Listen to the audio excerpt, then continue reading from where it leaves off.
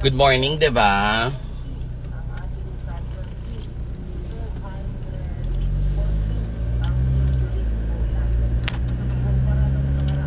On the way to my first work today. Tayo ay magiging patroller today. Ayan o.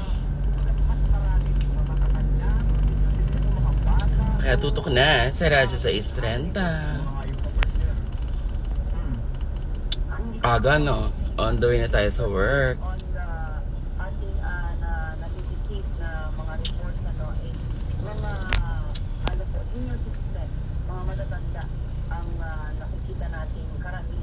Harlwa!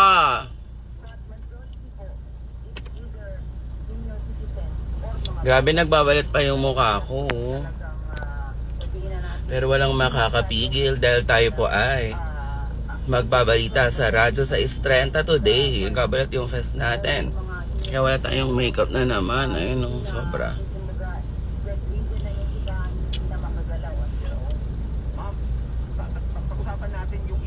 Okay. Lahat ba ng mga LGUs may mga fire engine na at yung mga PPE ng ating mga bumbero sapat sa pag-responde? When it comes to PPE, sa Bureau of Fire po, masasabi na natin 1:1 na po tayo. Yes, nag-moisturize. Actually, sunscreen. Moisturizer muna, yung parang soothing gel. Tapos nag-sunscreen na ako. Pero, okay naman. Ito, nagsugat nga yun dito eh. Kasi nag-ano tayo, blank set. So, pag nag-peel yan, perfect. As in freshness. Thank you, Gladys. Pagdating natin doon, mag-live update lang ako sa teleradyo. Good morning, Leonard!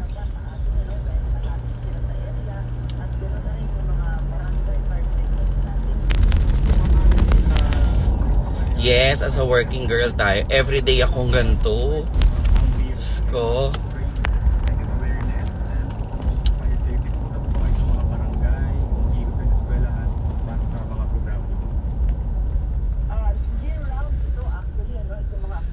Everyday akong ganito, dahil buong March. Na-deserve ko ng bakasyon sa April. May trabaho rin ako ng April na bago.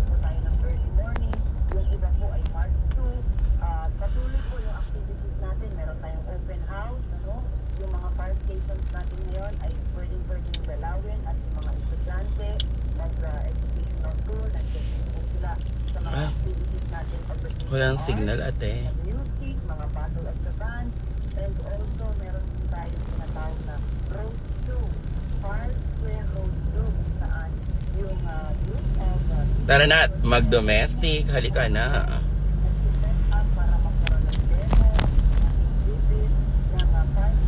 Actually, dapat may Palawan ako ngayon, kahapon. Kaya lang nga, dahil nga meron akong bagong trabaho, hindi ako nakapag-Palawan. Agoy.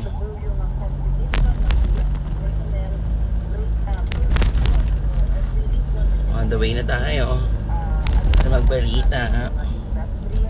Ano babasa yung Kemikote.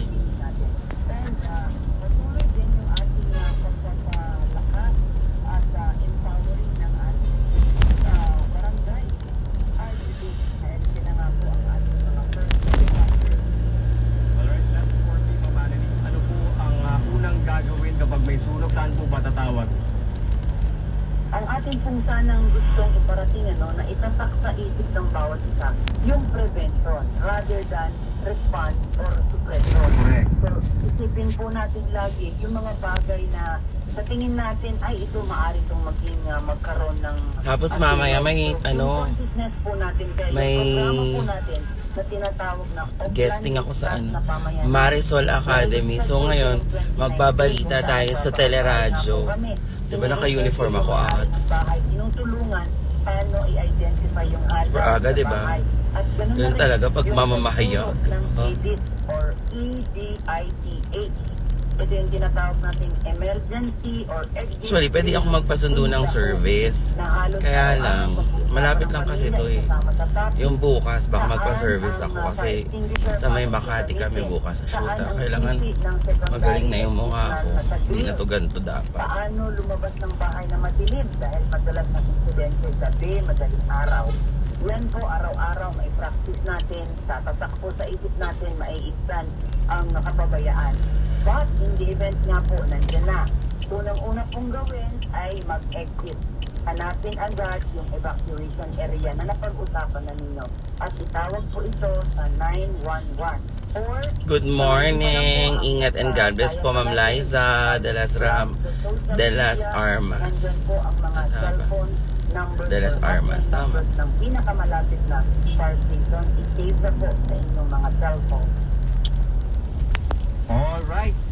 Yan po mga kaserbisyo, si Fire Senior Superintendent Annalyn Carbajal at Cienza, ang ating pong tagapagsalita ng BFP. Ma'am, maraming salamat po. Magandang umaga. Pwede na po kayong mag-almusal. Good morning, ma'am. Maraming salamat. Maraming salamat po.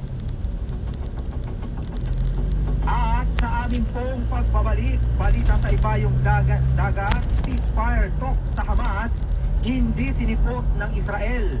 At Los Angeles Lakers superstar LeBron James gumawa ng bagong kasaysayan sa NBA. Ang mga detalye sa pagbabalik ng Radyo sa 6:30 Balita. Radyo sa 6:30 Balita.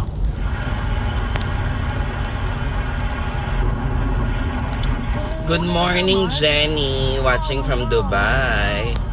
Hi. Ito ang ilang tips para maging ligtas sa panahon ng tag-ulan. Pasok tayo ngayon sa trabaho. Kapote, Diba ang aga ko? at sombrero bilang panlaban sa ulan. Iwasan na rin lumusok sa baha dahil maaaring magkasakit dahil sa dumi ng tubig. Ayun o, may sugat. Ipagpaliban muna ang paglabas. Mas mabuting panatid.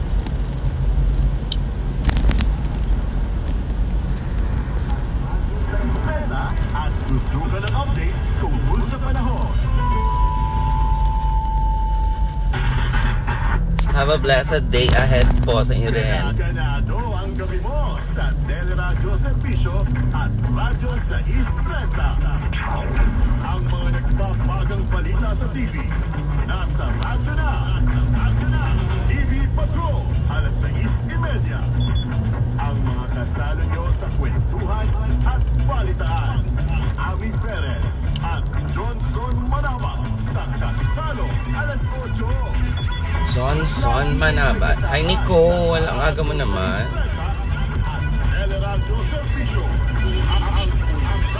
Aga mo, Nico.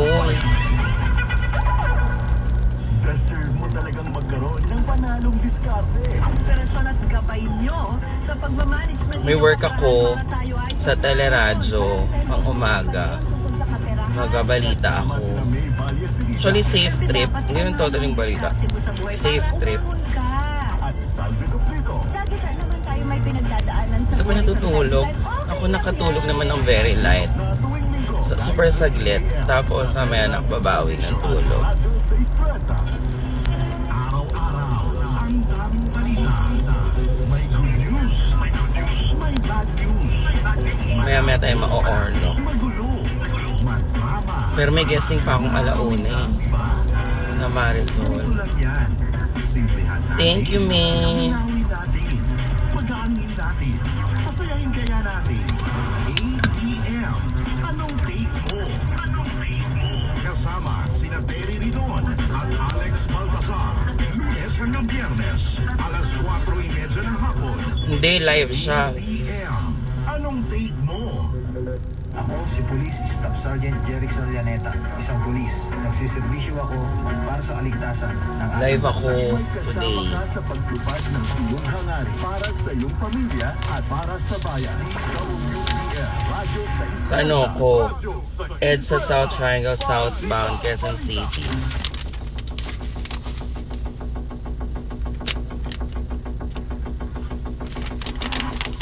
Dumating na kagabi si Pangulong Ferdinand Marcos Jr. at delegasyon nito sa Melbourne, Australia para dumalo sa ASEAN-Australia Special Summit. Ayon sa Presidential Communications Office, inaasahang igigiit ng Pangulo ang posisyon ng Pilipinas sa iba't ibang regional at international issues at pasasalamatan ng Australian government sa suporta nito sa rule of law. Inaasahan din na magkakaroon ng bilateral meeting si Ginoong Iba-iba. Marcos sa mga Prime Minister ng Cambodia at Depende New sa Zealand trabaho kung para sa pagpapalakas ng anong relasyon ng ganap. Pilipinas sa dalawang bansa. Pero everyday ako Filipino ng community sa around Taiwan. 6 to Noong 9, bumiyahe may isa akong ang Pangulo enter sa sa Australia teleradyo. para 2 araw na state visit, May isa kung akong saan nagsalita pasok. siya sa harap ng Australian Parliament. Bumababa ang mga kaso ng dengue sa bansa. Sa tala ng Department of Health, 5,267 dengue cases ang naitala mula January May isa akong 28 pasok hanggang February ng 6 to 10. 9. Mas mababa ito Kala Doris kumpara Bigornia. sa 7,434 cases noong January 14 At saka hanggang Alvin February. El Chico. Ayon pa sa DOH, So, umabot sa 67 ang namatay today yung dahil first sa day. dengue mula noong Enero. March 4. Wala pang plano ang Office of the Civil Defense na magdeklara ng state of calamity sa bansa bunsod ng epekto ng El Nino. Umaabot na sa 941 million pesos ang halaga ng pinsala sa sektor Yung panghapon, wala. El Nino. Sinabi ni OCD Administrator Ariel de Luceno. Pag tanghali, Sunday, di ka naman nanonood. Echosera ka eh. Pinangangambahang umabot sa 50 lalawigan ang makaranas ng drought o tagtuyot sa Live ako pag Sunday, diba? Marina Aguinaldo. Live ako pag Sunday ng 12:15 to 1:30 sa teleradyo. Di ka naman nanonood. Dahil maliit na porsyento pa lang ng rice production. Nakapag-breakfast naman ako, so. Katunayan anya, bumaba pa ang presyo ng regular at well-milled rice. Nagbabakasyon ng Department of Agriculture ang mga opisyal ng National Food Authority na sangkot sa mga manumalyang bentahan ng murang NFA rice habang iniimbestigahan ng issue. Nagbabala si Agriculture Secretary Francisco Chula Laurel Jr. na sususpindihin sina NFA Administrator Rodrigo Piojo at nagrereklamong si Assistant Administrator for Operation Limuel Pagayunan kung hindi sila voluntaryong maging over-absent. Dinakusahan ni Pagayunan si Piojo ng pagbebenta ng may 70,000 sako ng nabubulok na wanong bigas sa G4 Rice Mill Corporation at NPK San Pedro Rice Mill. Pero nakatanggap ng impormasyon si Pagayunan na sinasabing hindi pa nabubulok. Ito po si Zaiho at siguraduhin na lahat tayo may safe trip ngayong araw ng Lunes. Walang marka ng NFA bago ibenta bilang commercial rice. Nauna nang bumuo ng panel ang Department of Agriculture na mag-iimbestiga sa pag-aproba sa pagbebenta ng bigas sa halagang 23 pesos kada kilo nang hindi dumadaan sa bidding. Abiso sa mga kaserbisyo nating motorista, may dagdag bawas sa presyo ng produktong petrolyo bukas. Maglalaro sa 30 centavos hanggang 50 centavos kada litro ang rollback sa presyo ng diesel. Habang sa kerosene, may bawas presyo ng 20 centimos hanggang 40 centimos.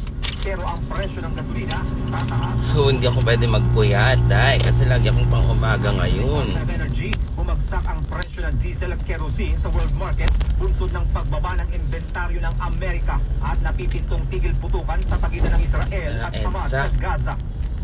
Hi, Timmy Pavino. Hello. I'm on my way to work. Super early. Bureau of Immigration sa magkakahiwalay na lugar. Walang maipakitang mga dokumento ang mga dayuhan ng Salakay. Malapit-lapit na ako. Ang mga spot clinic sa Makati, Paranaque at Pasay.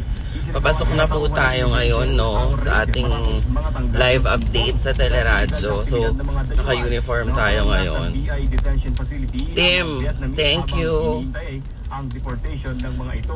Malapit lang yung location ko, so 1 bilyong pisong halaga ng kontrabando ang nasamsam sa magkakahiwalay na bodega sa Potrero. papasok na tayo agad-agad. Halos 700 milyong pisong smuggled na vape product na galing pa Dito na ako, malapit na. Nasamsam din sa mga bodega ang halos 200 Alas 6 ata ako pisong halaga ng papasok. branded Hindi ko sure. at unbranded na sapatos, hardware supplies, unbranded clothes at Diba naka-uniform items. tayo ng Binigyan teleradyo? din ng 15 araw ang mga may-ari ng bodega para magpakita ng dokumentong nagpapatunay na bayad sila ng buwis sa mga nakumpiskang produkto. Dito tayo sa southbound. Sa Malabon pa rin, sugatan ng isang lalaki matapos pagsasaksaki sa leeg ng hindi pa nakikilalang sospek sa Barangay Flores. Pauwi na sanang lasing na Here na. ng lapitan at location Uniform, no? ng umano'y prostitute. Pinanggihan ni Blas ang alok ng babae nang biglang sumulpot at Ito na tayo. at sinaksak ang biktima. Patuloy na Una pa sinahanap tayo sa ang lahat. motibong sa krimen, gayon din Ayan. ang pagkakakilanlan ng mga suspect na Ito na tumakas sila. sakay ng bisikleta. Sila ate.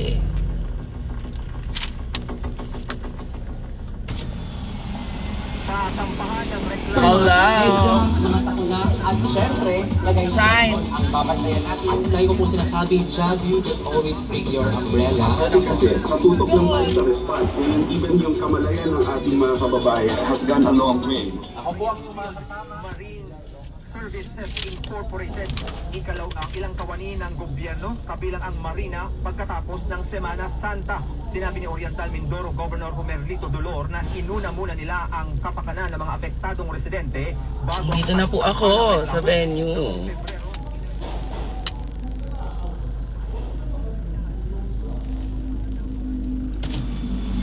Teleradyo po. Kasama ka. Opo. Hindi po kuya. Gusto ko lang pong tumambay.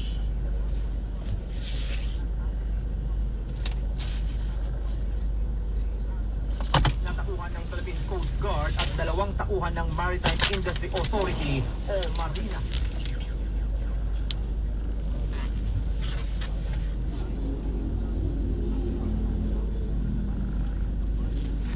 Yan, parking na.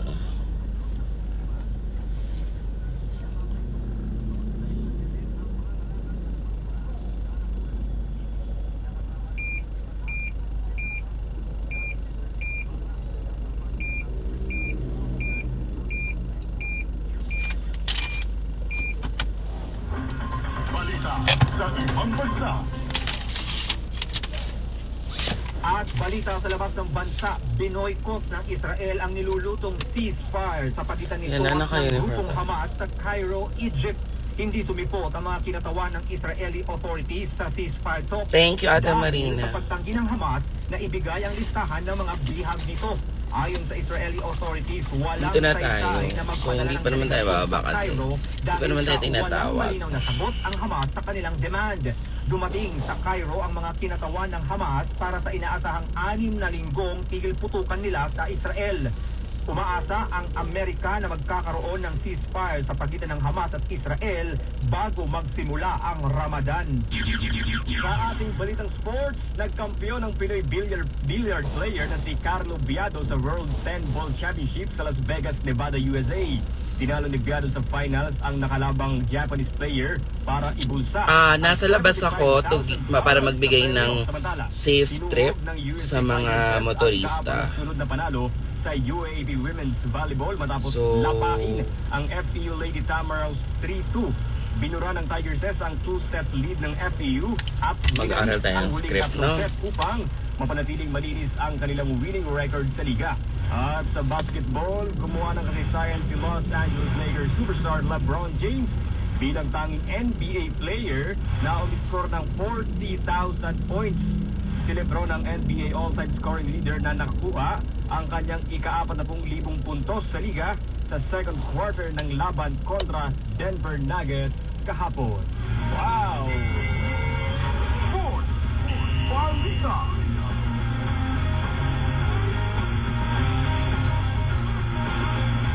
Oh, paano? Parang ang ganda ng bed nito. Ayun! Ay, nako. Maraming salamat ha, Steve. Anong pakiramdam? Excited. Bukod ulit. Oo, maraming salamat sa lahat ng mga sumubaybay sa unang araw po ng Radyo sa 30 Balita. Thank you sa cable, sa radyo sa 30, sa inyong mga Ang safe trip ko po para sa inyong lahat ngayon. Ang safe trip ko po para sa inyong lahat ngayon. Ang safe trip ko po para sa inyong lahat ngayon ay maging alerto. At I1 TFC. Ako po si Jonathan Maestrado, handang magserbisyo sa inyo. Tutok lang tayo mga kaservisyo ha. Naririnig din tayo sa DWPM Radio 630 sa Mega Manila. Ako si Steve Raz, naghahatid ng balita anumang oras susunod. Gising Pilipinas. Ito partner, gising na talaga ha. Kasama si Alvin L. Chico at Doris Bigornia. Radyo sa 30, Balita! Nagbabalita, nagseserbisyo. Ito po ang Teleradyo Serbisyo at Radyo 630. Ang nakikinig, nagmamahal sa lahat. Kita-kits ulit tayo bukas mga kaserbisyo sa Petrondas Marinas Station EDSA Makati City, 6 a.m. hanggang 11 a.m. Shucks. Fresh lang. Ayun o, nagbabakbak pa yun dito ko. Sana hindi kita sa TV.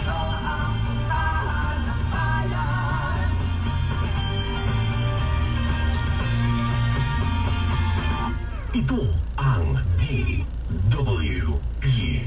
630 para sa Siyempre sasabihan natin si Shine. Itik ang hapon mo sa Teleradyo Serbisyo at Radyo 630. Ka-share nyo na si Mig Bustos at Roxanne Luz sa masayang kwentuhan sa Share Ko Na. Alauna. Kakampi mo Sa 630,000 na cash sa Grand Raffle Draw. Alas 2. Spot on ang makabuluhang talakayanin na Tony Velasquez at Carmina Constantino. Here na. Oh, sorry. Issue Spotted. Alas 3:30. Lilinawin at pagagaanin ang mabibigat na usapin sa ATM. Anong think mo? Kasama sina Attorney Terry Ridon at Alex Baltasar. Alas 4:30. Masaya at malalim na usapan ang hatid ni Peter Musi at Vika Lazo sa Pastrada. Alas 5:30.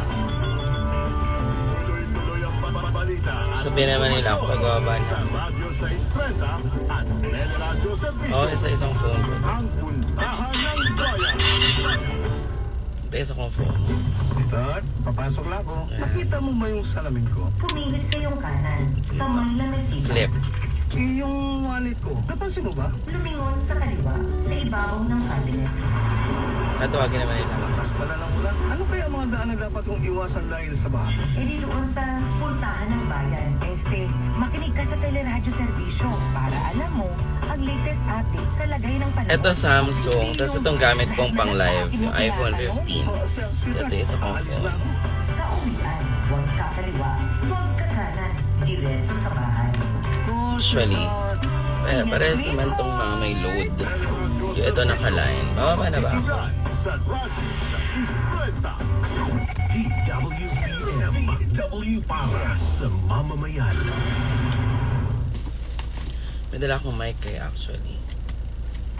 Ito po ang Teleradyo Serbisyo, ang puntahan ng bayan at DWPM Radyo 630, kasapi ng KBP, kapisanan ng mga Broadcaster ng Pilipinas. Ang oras, Piper! Hindi mo na kailangan manggising. Ang aga-aga, daming tao ah. Ano ba? Hoy! Gising! Ba't ang aga-agang gising na kayo? Actually, hindi minememorize. Isinasa puso. So, kailangan ko na atang bumaba. Oh, ganyan. Nakaraos, partner. Talaga nga naman nandyo nakalat si Steve. Ang aga-aga niyong mambulahaw ah. So, kailangan nating... Diba?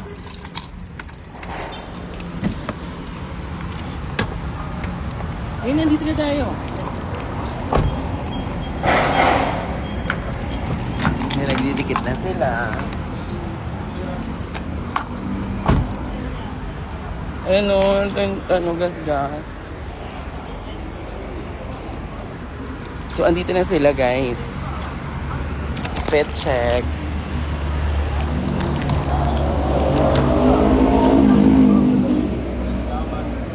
Sign! Hello! Yes! Yes! Paano tayo papasok? Sa Zoom, diba? Hello po! Magandang araw po. Sana meron.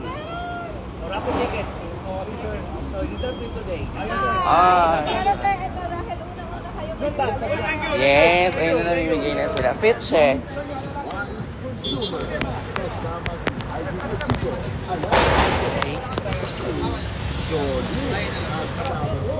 Yan. Morning! Prayer daw muna. Bago ang huling gabi mo sa teleradyo servisyo at DWPM. Ang mga abangan sa All Out kasama si George Balanzo. Alas 10:15 ang sa GBB. God bless you. Kasama si Father Marquez. Alas 7. Amen.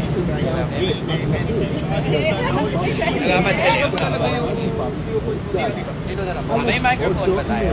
Meron akong dalang mic. Nahulog na po ba yung microphone? Ha? Nahulog na po yung microphone? Pwede ko na lang po. Okay. Labas mo na lang siya. Sa may maghahawak. Sige po. Pwede mo na lang po. Nakalive ka naman siya ay? Nakalive ako kasi mula pagdadrive ko kanina kasi babagot ko Ipapakita ko sa inyo mga programa natin, guys. Alam mo, feeling ko nga kanina hindi ko kakayanin dahil nga nagbabalat pa yung mukha ko. Ayan o, mga show ng teleradyo. Oh. Diba? Lilipat ako ng TikTok. Wait.